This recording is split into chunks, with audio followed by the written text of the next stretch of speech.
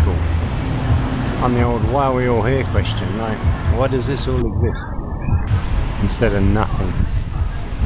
And up there's trillions of planets, and we're little creatures that have evolved to a very high state where we can contemplate all this and think about it. Pretty amazing when you think about it. I'm glad I studied philosophy. What else?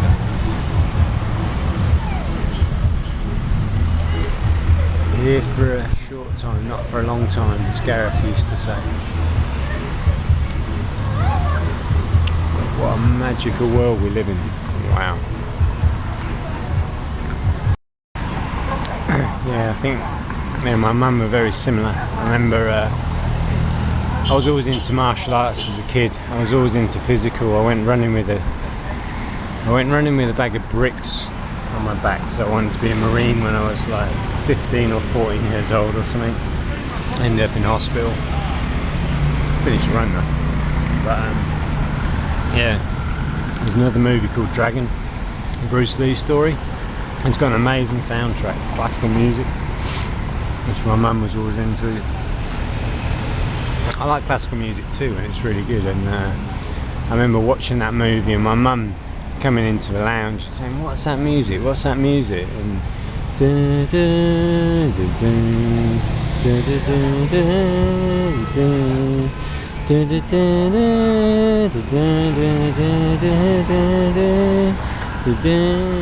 anyway, and yeah, my mum, she went out and ordered the CD for Dragon, the Bruce Lee story, and she used to listen to it. And yeah, so very similar. My mum studied history. She was a teacher. I've done a bit of teaching. I'm quite good at it too. And I did philosophy. Philosophy's like history for people that think too much. I was very good at history at school. I won the history prize at school. Yeah, at my school, I loved it. I always loved it. I think you don't know about the world and where it's come from if you haven't studied history. So yeah, it teaches you everything you need to know. And philosophy's like, well, Jesus, the biggest ideas in the world ever. Eastern and Western philosophy are very different. Western philosophy is very analytical, putting everything in boxes, which goes back to Aristotle, categorising things. A lot of computer programmers get what they do from Aristotle, putting things in boxes and categories. But Eastern philosophy is different. They never box it or categorise it. As I was saying before the memory card ran out, yeah, Eastern philosophy just takes things as it is. Looks at life as a whole. It's a lot more practical in a lot of ways. Looks a lot more at life and harmonising. And best philosophy book I've ever read, Zen, the Art of Motorcycle Maintenance, which brings together Eastern and Western philosophy. And the guy who wrote it studied both Eastern and Western and actually went insane and suffered electric shock treatment, unfortunately, back in his day. Before and after that, came back to write the book.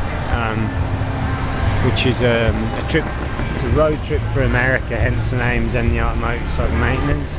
But within that he builds in his life story and how he was in the Korean War and how he matched together those two philosophies. And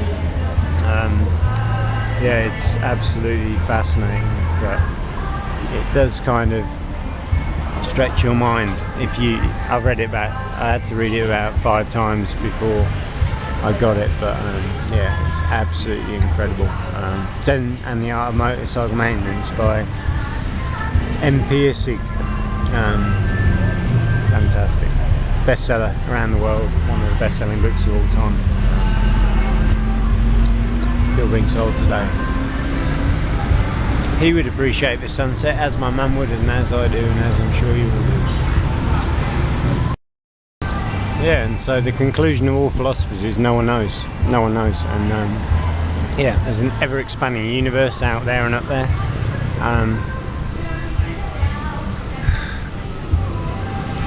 Communism versus capitalism, democracy versus dictatorship, freedom versus discipline.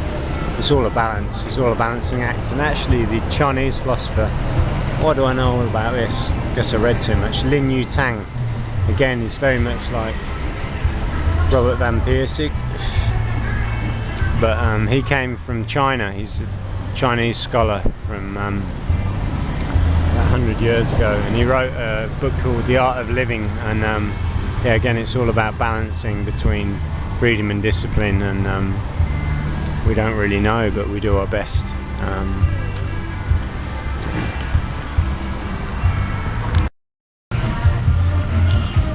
Okay, third memory card. So dark now, and we all walk through darkness. Like I said before, we don't know. Again, religions, Hindu, Christianity, Buddhism,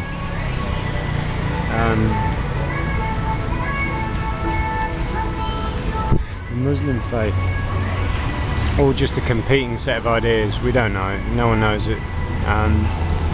But these books that I talked about before, The Art of Living by Lin Yu Tang, Lin Yu Tang, Yutang, and then The Art of Motorcycle Maintenance, the two best I've ever read. I mean, they're not like, it's not like,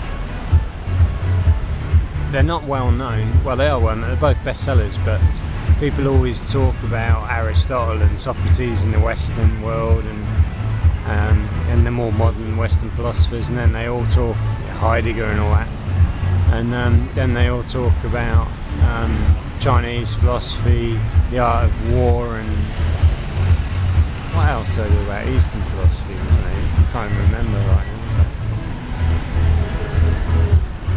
Yeah, just competing sets of ideas, and no one really knows. And what I got from both of those books, the two I just mentioned, was that life is like an art of living. And Lin Yu Tang says you need to live like a poem. He used to drink, he used to be very scholarly, and then he used to go for a drink. Robert M. Piercy gives Zen and the Art of Motorcycle Maintenance, similar character.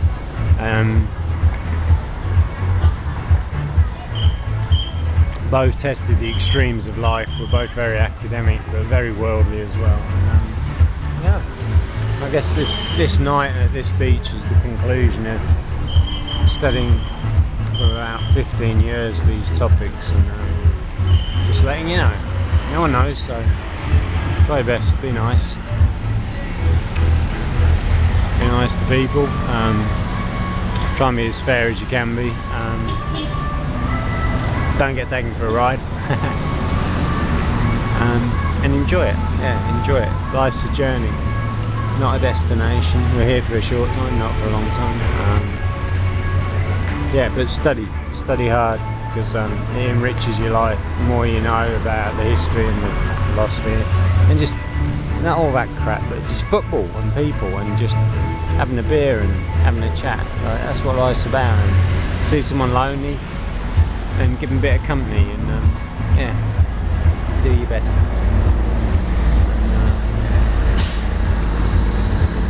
World's never a perfect place, but I tell you what, it's pretty perfect tonight. In this part, at this time, in this place, I've got perfection tonight, as far as I'm concerned.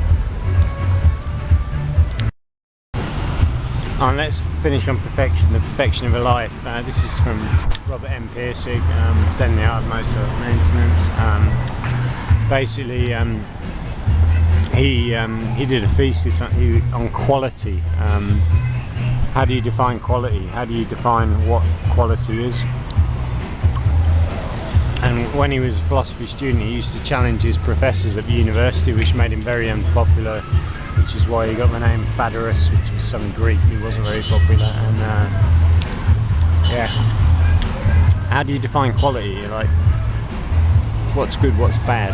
What's good, what's bad? Like a quality night, you can write down on paper the best night you'll ever have in your life. He's coming, she's coming, we're going here, we're going there, but what is real quality? Sometimes quality is indefinable. His whole point was it's indefinable. If you can define perfection, if you can make a perfect world and you can make perfection, everything stops. You have to have imperfection in order for the universe to expand itself. It's about competing ideas, competing physics. Everything is always competing and expanding, and it's a war of attrition, the survival of the fittest, which we all know about. Everything, not just people, but everything always trying to dominate and expand, because expansion is the nature of our universe. Everything expands, so it's in the animal kingdom, the stronger animal kills the weaker, kind of the same in business and in human life, but also in physical life. The planets always competing against each other for space up there in the universe. The universe always expanding, planets exploding, new planets being born. It's a constant expansion, and probably talking too much, but. And another thing definitely from Robert Van Piersig and maybe Lin Yu Tang is that quality and the best things in life and perfection are indefinable. You cannot define them, as you can't define the universe. It's constantly changing, expanding.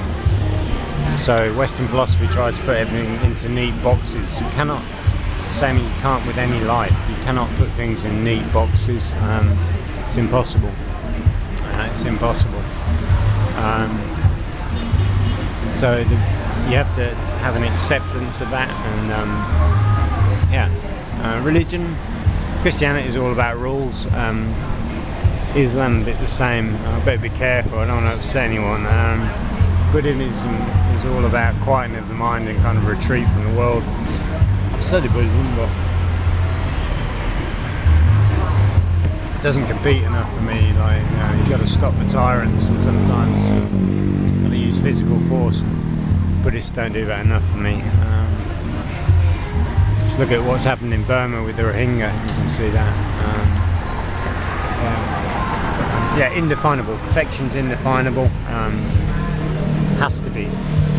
Van Piersig, is it Vin or Van Piersig says it's one of the essential qualities of perfection. It's got to be indefinable. Once you can define something, then it can't expand anymore. It's in a box. And perfection expansion has to be undefinable and constantly expanding and creating new avenues of growth. So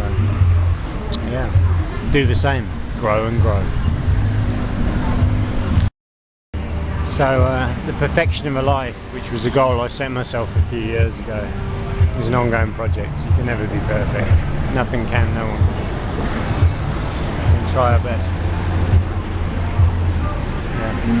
Live life as a poem.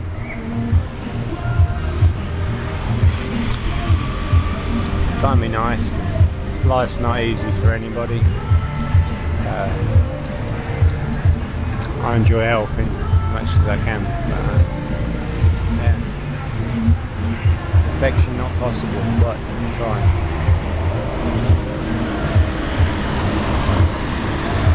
Everything is dying and being rejuvenated. Perfect body you can have, but not forever. Everyone gets old.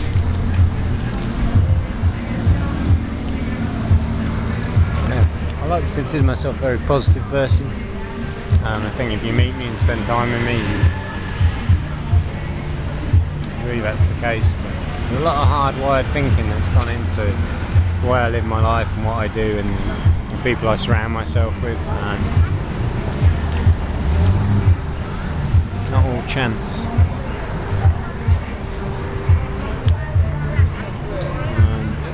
But happy. Had a good life. I wouldn't say. As I say, I had a great life, one of the best lives. And I've travelled all around the world, all the places I wanted to see. I've studied all the things I wanted to study. Done physical and mental stuff, Muay Thai, philosophy, travel. Worked so many different jobs. Tesco, sold fish in an aquarium. Sold shoes in a shoe shop, been a bin man, emptying your dirty rubbish. Been a clerk, been a business analyst. What else have I done? Sold photos in a modelling studio. What else have I done? taught English at a university for 4 years. Taught English at a kindergarten in China for 7 months. Been around the world, done a bit. Been pretty good. Good place to end up. Now's the next chapter. Feels very much like now's the next chapter. Got more to do. More to see, more to do. But I love Thailand. It doesn't take life too seriously. They've got a nice balance here. It's not perfect economically. There's rich and poor, but they've done a good job. Infrastructure's fantastic. They're lucky with the weather. That's a gift from nature. But even if you don't make a lot of money here, you have a very nice life. Pretty low stress. Yeah,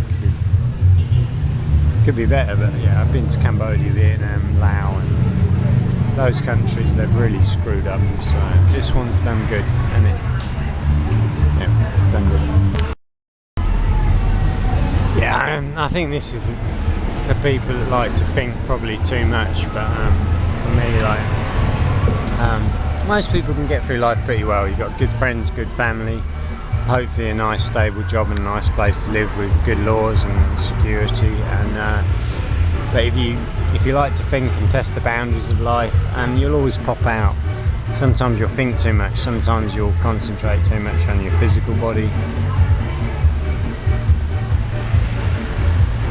but not always.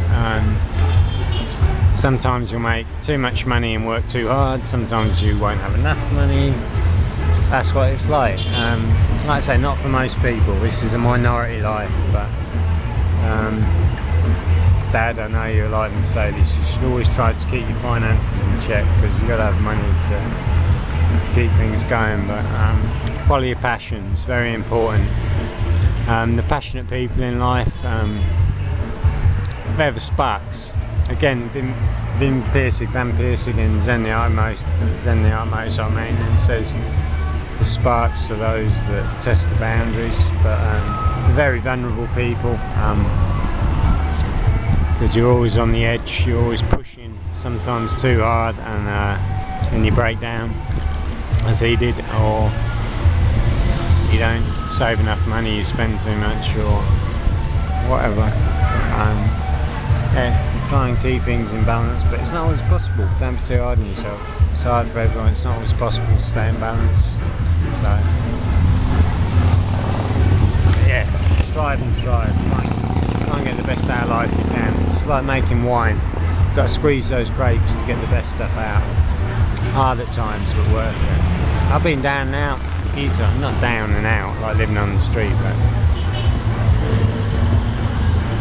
out of ideas, and I've just thrown myself into new situations and taken big risks. If you want the best out of life, I've got to say that if you're not prepared to get out of your comfort zone and take massive risks, you'll never enjoy the cream, the real top cream.